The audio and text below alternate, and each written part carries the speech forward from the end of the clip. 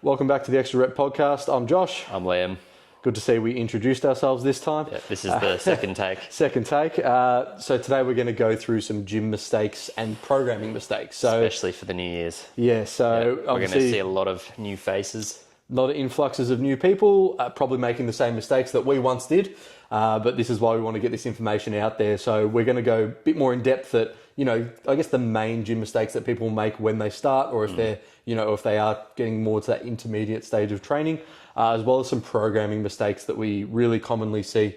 So I guess, first question is, what are, are some gym mistakes? We'll start going through a few that you tend to see more than anything in the gym at the moment. Okay, I'm going to start with a quick three because they all tie in together. Not having a program, lack of intensity, and supersets. Interesting. So the reason I say that is because here's how all them tie into one. You probably met this archetype at your gym.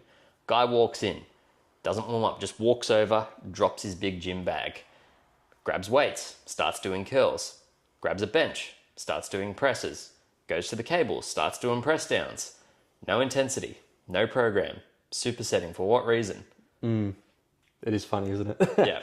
But I think when we separate those, obviously, supersets is a bit of a different topic that we'll talk about in a sec. But those two main things that we just said is having a program, so knowing what the fuck you're doing. Yeah. Obviously, technique is probably another big thing as well. Performing the exercise with the correct intensity whilst keeping technique and learning the technique. But coming in and not having a program is just sin number one. Yeah. If you don't come in and have that, of course, when you are a beginner, you can do anything and you're going to get some initial results. Well, it's worth mentioning that's the battle for some people is just getting into the gym. Credit where credit's due, just getting there is awesome. But we don't want you wasting your time when you're in the gym. Yeah. We give you this information because we see so many people, they're obviously trying to get the results that they want, but they're actually being counterintuitive with what they're doing. And you wouldn't ever think that the more I train, what do you mean the more counterintuitive it's going to be? It's like, well, if you understand programming and how to build muscle and recover and everything, it's like training 7 days a week isn't the best thing for you. It is funny, isn't it? Of course, it's going to come back to intensity and all that, which we'll talk about a bit more. How many years do you think you lost of your natural potential? Like 6 or 7 at least. I think I lost the first probably 7 years of my lifting career. Only the last 2 to 3 years, people have only started giving me compliments of man, you're looking jacked. What have you been up to and stuff? I'm like, I'm actually training way less than I was. Yeah. Years and years and years ago. And but I think it's so much more intensity, so much stronger, recover way better. Diet hasn't even changed really. Yeah. I think it's like that sliding scale, where again, this is a bit nuanced, but as someone's a beginner, like we talked about in a previous podcast, they're generally going to need, more sets, more reps, just because they've got to get better at the exercise. Their nervous system has to get better. But as you get, to that intermediate stage, it's like that sliding scale of, volume should be dropping, but the intensity should be going up. So let's say, for example, a beginner comes into the gym, they're doing 4 sets of 10 to 15 reps, right? Yeah. And they're just trying to get, trying to slow it down, make sure they get, keep the tension where it needs to be. Say it's a chest press. They're trying to keep the tension in their chest. Then as they start getting close to failure, they can be like, okay, I can probably drop a set now. It can be 3 sets. Then it might be 2. Then it might be 1. Of course, goes down a whole rabbit hole of programming from that point on. But there will be a point where, 4, 5, 6, 7 sets, it just becomes what we call junk volume, where, if you're lifting, say, less and less weight, say the first set, you come in, you do 40 kilos on your bench press for 10 reps, right? Second set, maybe it's 40 kilos for 9. Are you talking about working set or just... Just let's say for an example. Gotcha. 40, someone's just come in, right? Yeah, they're brand new. Their first working set on a bench press is 40 kilos for 10 reps. Yeah. Their second one, maybe they get 10, 10, 10, 10.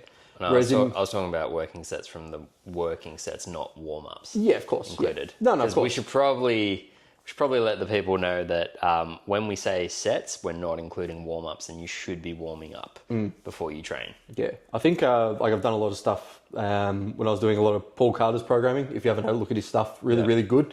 But coming back to his stuff. Coming back to motor unit recruitment and that, a lot of his stuff in his groups, when I was in his groups, was really based around 1 or 2 working sets, and then there were warm-ups. So let's say, for example, your bench press, you 80 kilos for 10 reps is like your max. That's what you're trying to get. Yep. Your first warm up was about 40 kilos for about 8 to 10 reps. Exactly. Then you'd rest about a minute and a half. You go to about 70%. So maybe that was 65 kilos. You'd only do 3 to 4 reps, just get a good feel. Yep. Then you'd actually rest a full 3 minutes. So you want your nervous system to be fully ready before you go for that, basically all out set. Yep. Or maybe you'd leave 1 rep in reserve or something. Of course, his programming started changing a little bit. Yep.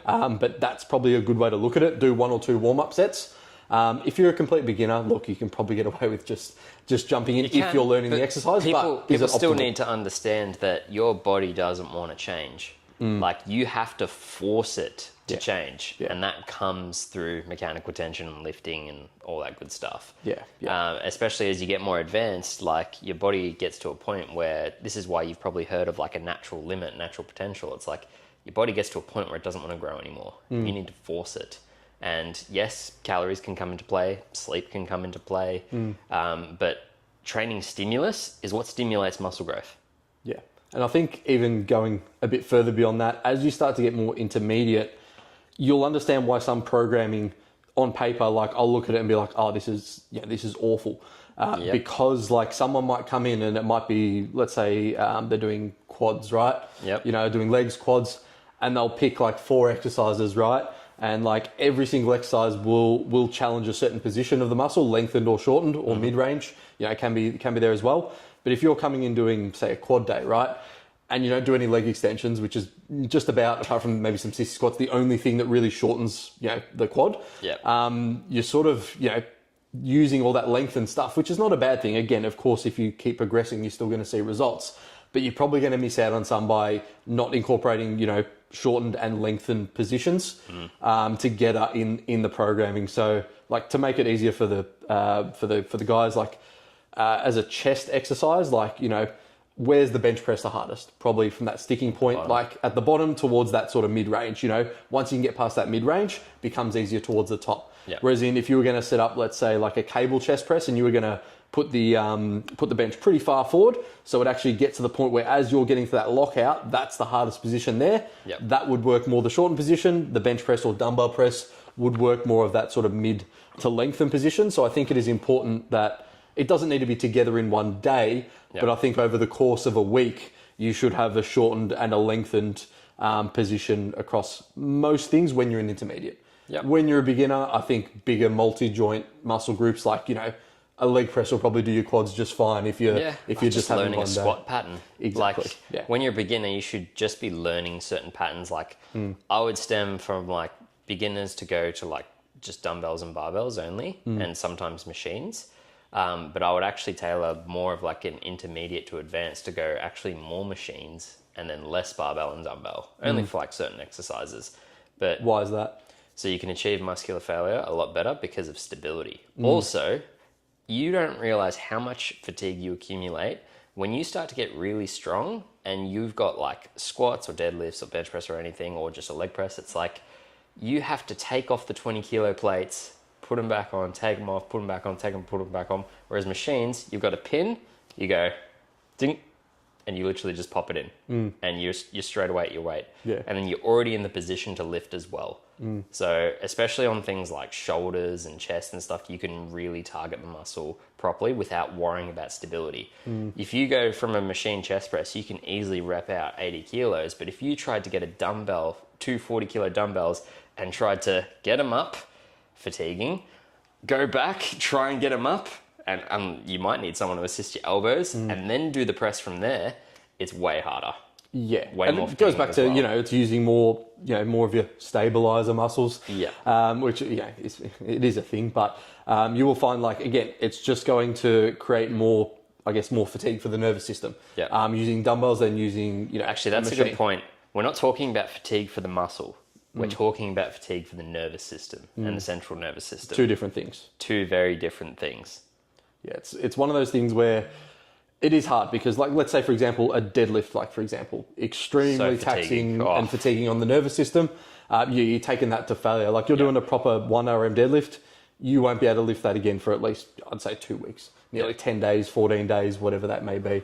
Well, cardiovascularly as well. Like, you do a heavy set of squats, and then if you've got like a heart rate monitor, you look at your heart rate and like your breathing pattern compared to like a heavy set of like a chest press, and you're just like, what the hell? I'm like way more out of breath. I need way more to recover because, you know, your cardiovascular system was taxed a lot more with all the breathing and stabilization and all that, whereas a machine took out all of that and you can actually just drive the muscle specifically to failure that you're looking for. Whereas like when you're looking at something like a squat or something, other limiting factors like your cardiovascular system could be a limiting factor, not actually your quads. Yeah, and I think that's a really interesting point to bring up, is that there will be exercises where other things will want to fail before the target muscle you're training. So a squat's a really good example of that. You know, you'll probably see a lot of bodybuilders and people now jumping on something like a hack squat or a pendulum squat as opposed to a barbell squat, just because, you know, a hack squat and a pendulum is going to protect your lower back, sit you in a position where you can just focus on putting that knee over the toe and just getting a massive amount of stimulation through the quads. Whereas in, obviously, when you're looking at a normal squat with a barbell on your back, it's a lot different. It's still going to fatigue your lower back a bit more. You know, your erectors, your I've lost my train of thought. Your adductor magnus, like just those sort of little things that play more of a part as well. And as you fatigue, you know, for example, a pendulum squat, it's not going to enable you to try and shoot your hips up because it's against the pad. Whereas in the squat, it's very easy to shoot your hips up and take that load away from your quads. So, you know, there is going to be some smarter programming you will need as you become more intermediate as well. But if we take it back to a beginner, what sort of patterns would you say a beginner needs to hit throughout, a week? A week? Yeah. I'd say the basic 3 patterns. Oh, actually 4. I'll add overhead press in there. But a squat, bench, dead, overhead press. Yeah. Like just learning the basics. But I do think that they need to do a lot of isolation work as well. One big mistake I made with programming, because I don't know if it was science, but what I was taught when I did my qualifications 10 years ago in 2014 was you don't need to work or program isolation exercises because when you do chin-ups, that hits your biceps instead. Yeah. And then I had wide shoulders, big chest, big back, but my arms were super skinny. I was like, what the hell? I was told that I don't have to do X, Y, Z. So then I started having to hit my arms 3 times a week. Yeah, it's very different where, again, the more you hit something to a certain extent, it will grow, and that's got to be factored in with programming, which is why you'll see a lot more advanced blokes. They will bring, certain muscle groups up where they might do another, say, like 5 sets across the week, but generally they will then bring other areas down. Yeah. So when you're more of a beginner, everything can grow pretty well, but once you start to get to more of that intermediate advance, you will maybe need like an arm specialization phase, a back specialization, a quad specialization, and as a result, you might need to bring those other muscle groups down potentially to more of a maintenance to bring them up and really focus on those muscle groups over a period of time. Well, I will say, like, when you're on those specialization phase, or if you are someone who has a specific lagging body part, like let's say you're going into the gym this year and you're like, I've had skinny legs and I really just want to change finally. What are you going to do? Okay, are you going to have dedicated leg days? Not necessarily, you don't have to, but I would say start with your priority muscle first in the gym when you're fresh and ready to go.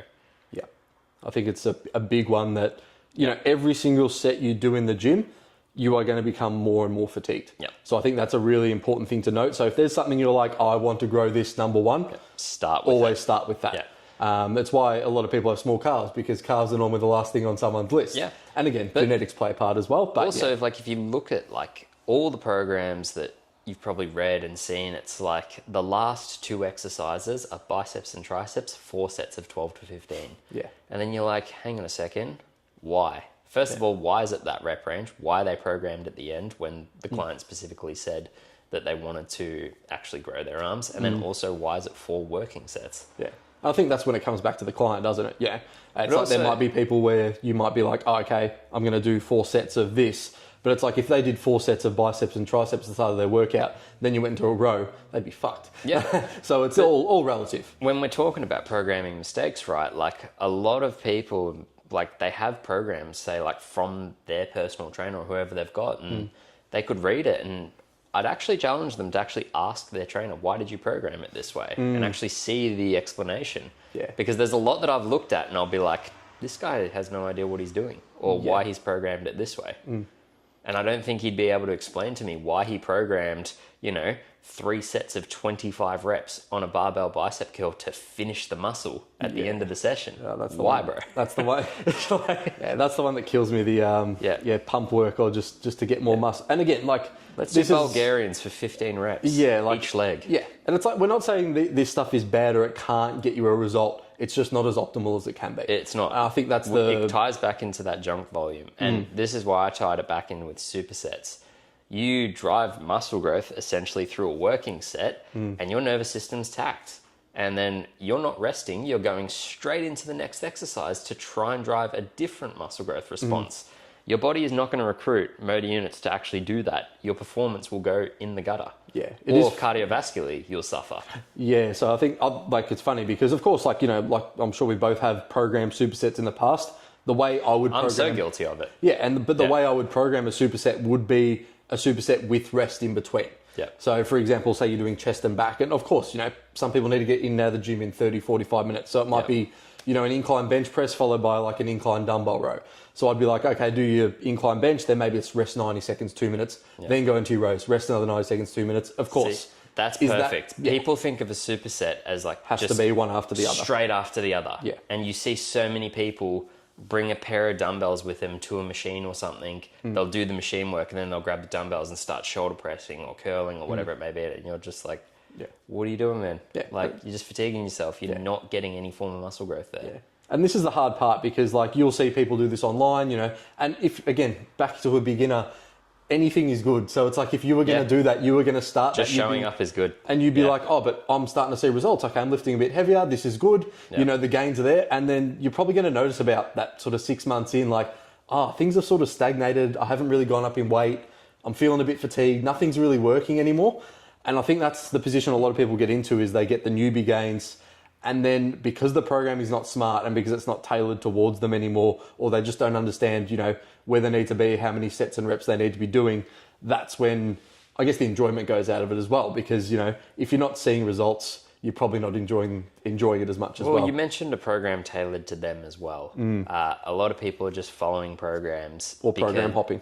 Or program hopping, but they're following programs because X, Y, and Z person looks good on Instagram and they wrote up this program that you could buy for a cheap price and it will get you the exact same results.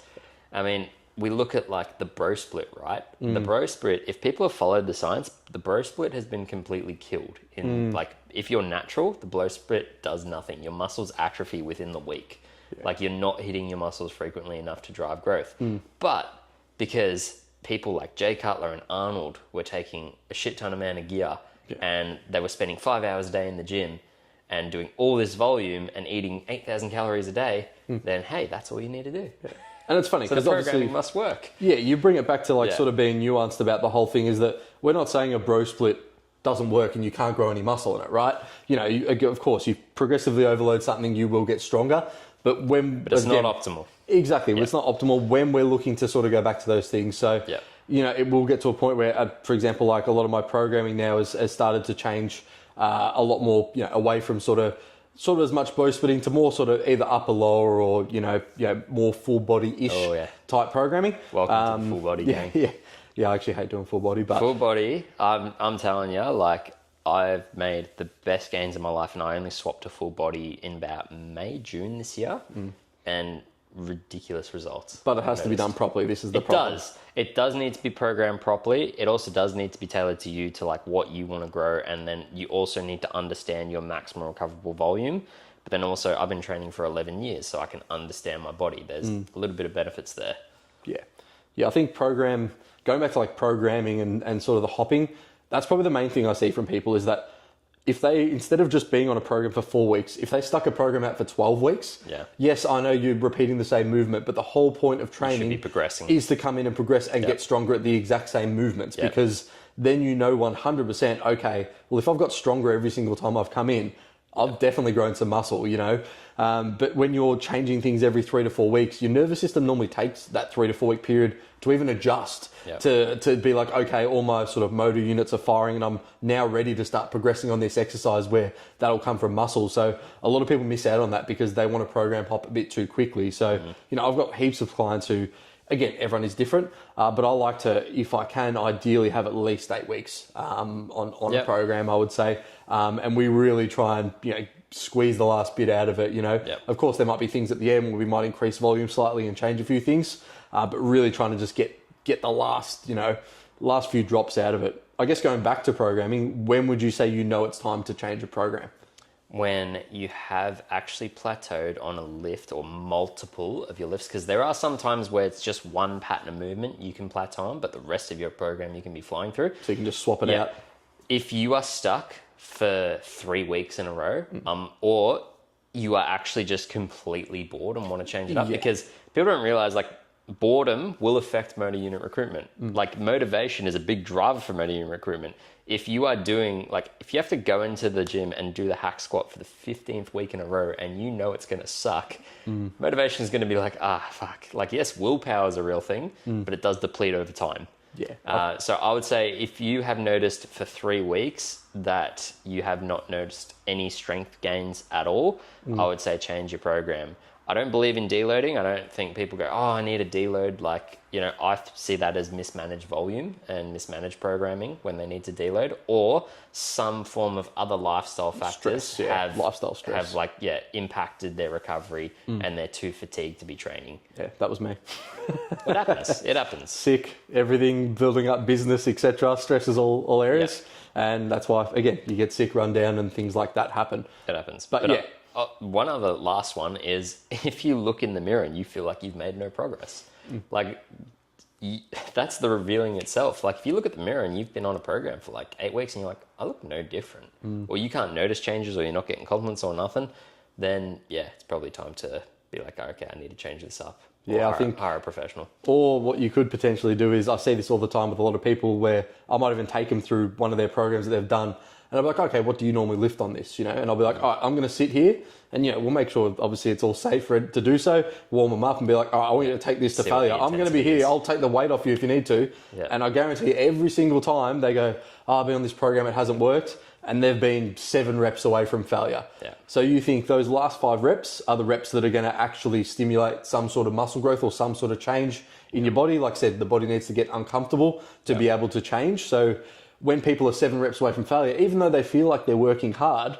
they're actually just not doing fuck all, but the amount of work they're putting in, that they could just grind out a few more reps and then actually achieve a stimulus, they're cutting short of that stimulus, and then they're just spinning their wheels over and over again, thinking it must be something else that's wrong. Yeah, that's a good point, because you can have the best program in the world, but if you don't execute it well or have the intensity and the drive to push muscle growth, then you still won't see the results. A hack I give, because for people that don't know, I'm purely online. I don't see clients in person. I used to, but now I'm online. I get my clients to video the exercise and the working set and send it to me. That mental shift of knowing, fuck, I'm on camera and I have to send this to Liam, they will be training a little bit harder, I can guarantee. Take the extra rep than they normally would. They might let out an extra grunt that they didn't use before, all that stuff. Like, they okay, I want to show Liam that I'm training hard. I want to show my coach that I'm training hard. Yeah. Yeah. And I think it's like having that mindset of like... Well, it's a mental wake up as well. Yeah. There's those people who are like, I'm going to war with my pre-workout. I'm like, no, you're in a fucking air-conditioned gym, bro. Like, calm down. But... there needs to be a point. Yeah. No, but there's people that go, they're doing having their shake, like, I'm going to go to war with the weights. Like, air-conditioned gym, like, chill out. Like, of course, you want to approach... Maybe an alternative north. Yeah, well, you want to approach your working sets with a mindset, of course, like, I need to beat this weight from last week, or, get an extra rep on last week. It's that finding that sort of balance between knowing when to switch on and off. And that does take time. As a beginner, you're not going to be able to just have that mental switch to be like, all right, let's go. Training with a partner, again, can have massive pros and cons. I find as an intermediate and advanced, training with a partner could be fantastic. As a beginner training with a partner, it's normally your mate on his phone just talking shit.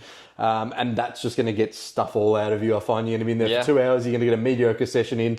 Or he's just, you're, again, ego lifting, that there's going to become one or the other. I've seen the negative side effects of, like, if you get too, like, and this is the same as training with music, right? Which... I actually don't really condone training with music. Like, if you're doing cardio, yes, but weights, I find you can get in sort of a meditative state where you can actually focus. And I think a lot of people these day and age need to build attention span to focus and focus on lifting the weight, technique and all that. But let's say if you forget your headphones and then you show up to the gym, what's going to happen? You're going to think your performance goes down. Yeah. When that's not even the case, but you've already told yourself that it would because you forgot your headphones. Same as with training with a partner. I used to coach a guy and he looked at the gym as like a social thing, right? Which is cool and it can be, but he was getting fucked around. Like, you know, mates cancelling, sorry man, this popped up, life happened, and that would actually just ruin him actually going to the gym or his motivation, which in hindsight's bullshit. It's like you should still go. Of course. But he felt let down and he's like, oh, he built up this idea of like the gym is the social thing and I go with someone, and he didn't have the confidence to go in himself and have the same workout. Yeah. It is very interesting how that sort of happens. I think tying things back to... I will say just quickly on that one, sorry to interrupt, a lot of people New Year's are going to be feeling this way. Some people have never stepped in the gym before and they're going to be like, I don't want to go by myself. But it's like the reward is there when you start building the habit of going in and, you know, you build that self-confidence within yourself. I remember being petrified when I first rocked up to the gym. Yeah. I remember when 5 kilo dumbbells felt heavy. Like... I'm still doing a ladder race. If you do it correctly. But yeah, I still remember not being able to bicep curl 5 kilos. And I was like 16 and I'm seeing people around me lift these heavy weights and I'm just all intimidated and feel, what the fuck? Yeah.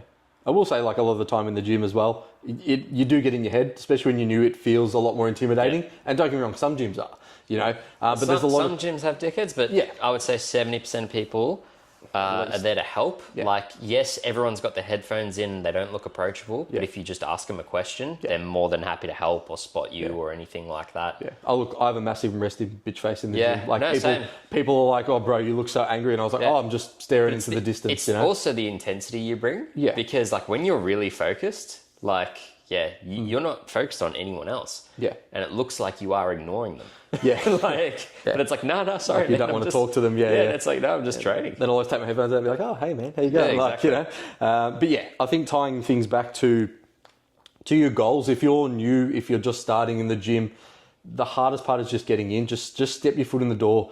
You know, again, of course, we're talking about optimizing things, but even just getting in, just getting on the cardio equipment or something, starting there, then slowly making your way into the weights room. You know, you might do a little circuit in the corner or something like that, but you will get to a point where, you know, you'll start becoming more comfortable, you know, ask people questions, you know, especially there'll be some people who look approachable straight away. Just ask them, just be like, sorry, man, I've never used this machine before, or ask the staff or the trainers. If the gym has staff. Staff or trainers, I know that's a dying breed, the staff and trainers. But again, if you guys are at Anytime Fitness Altona North... That's a real thing. Yeah. Like, I'm seeing gym staff looking like they want to kill themselves. Like, they are just not enjoying their job. Yeah. And I think that's the hardest part, isn't it? It's like when you're at a place you like working at, you know, that's going to shine through in your personality and how you approach things. When you don't, you know, of course, that's going to shine through your personality as well. That's the thing, like, people... If your staff don't look approachable at the gym, then it's just like, what the hell? Yeah, it doesn't look great. But, you know, life happens. Some people have bad days. Of course. Some people, Of course. So I guess, like, tying this all in, what would you say to people in terms of, like, what are, like, the key takeaways? Like, let's say, in terms lack of clear goal, you need a clear goal of how many times am I going to get into the gym? Yeah. I need to make sure I have a program, whatever that may be. You can rip it off the internet. I don't give a shit. You just need something. So many free ones out there. Something to start. Yeah. Something to start. You need to obviously build technique first. So make sure you're performing the exercise correctly. Then you can start looking at really ramping up that intensity and just making sure you're progressing. And then from there, that's probably when you can look into, I guess, you know, not saying you shouldn't hire a coach as a beginner. I think you should as well. But as you become an intermediate as well, that is definitely when it's probably even more important, I would say, to then, for the transitional to phase then start having a coach into that intermediate, because that's when you're going to have to start looking, you know, more in depth with your nutrition, with your recovery, with what you're actually doing in the gym, where are you putting your effort, you know, how many sets, how many reps, you know, there is a bit of a science to this. And of course, you can get some decent results. But of course, when we're looking to optimize things, these things do make a difference. You know, these 5-10%ers that all... If you are intermediate, you've probably been in the gym for like 3 to 5 years. So like you're a part of the lifestyle now. Like you've shown discipline, you've understood commitment, you understand what it takes. So you usually want to and seek out that further knowledge to better yourself. Yeah, I think that's seeking out that further knowledge, like always just looking to improve. And I said, that's the same thing. You come into the gym because you want to improve. You want to get better than last time. You know, if you lifted 80 kilos for 10 reps on whatever exercise, you want to lift 80 for 11 or 82 for 10. You always want to see some progression. And that's not to say that you won't, you can't progress all the time. There's going to be life things that might happen, but you should be aiming to progress every single time. Of course, that's going to change where, if you're deep in a diet or something, might be a different story. We might be just looking to hold on to that muscle. Yeah. But I think if things are done smartly and intelligently, you've got a good program, you've got a good goal, you know what you're doing, you should be able to still progress and get stronger every single week. Do you want to touch on that diet one real quickly, just because so many people are going to change, obviously, nutritional habits into the New Year's, and they may be in a deficit. Yeah. What should they be doing with their weight training? Yeah, so... I say that with a little smile on my face. Yeah, well, so what I would say, and I'm not saying avoid this, but what I'm saying is if you're going to do like higher intensity stuff, like, F45 classes, things like that, which are going to, get you sweating, and group classes, there's nothing wrong with that. But what I would do is I would make your weight training your foundation. So, at least 3 times a week with your weight training. If you want to add some extra stuff, think of that higher intensity work as like you sprinkle on top of the cake. Yeah. If we've got all the ingredients to make the cake, we're progressing every week, then you can probably sprinkle some high intensity stuff on top of that. You obviously get a cardiovascular benefit and things like that as well. But it's just knowing, how far you can go before you burn out in your deficit. So, muscle. Of course, exactly. It comes back to, recovery, your nutrition, your training, what you're doing with all those things. But mentally for people, and I'll just throw this one in there, so many people think that because I'm eating less food, I'm less fueled, I'm not as strong. That's not the case. Yeah. I think a last sort of point you can still push numbers. Yeah, and timing as well. Like I said, it becomes probably a little bit more important in a deficit to worry about, nutritional timing, Carbs getting more training. carbs around training. Yeah. If you can prioritize your carbs around training, especially in a deficit, that's really going to help lead you to just a better physique overall, because you're going to be able to push, you're going to be able to probably still build a small amount of muscle. Yeah, I think that's a really good place to leave it. Thanks so much, guys. Yep, really appreciate your time. Thanks for having us. Again, we've gone through gym mistakes and programming, heaps of stuff you'll be able to take away, heaps of valuable stuff you will be able to go through this episode. Again, if you've got any questions about anything that we've covered today, feel free to just message myself or Liam, or message the page. We'll be able to get back to you. And who knows, your next question might be a future topic in the podcast. Look forward to seeing you guys in the next one. See you guys.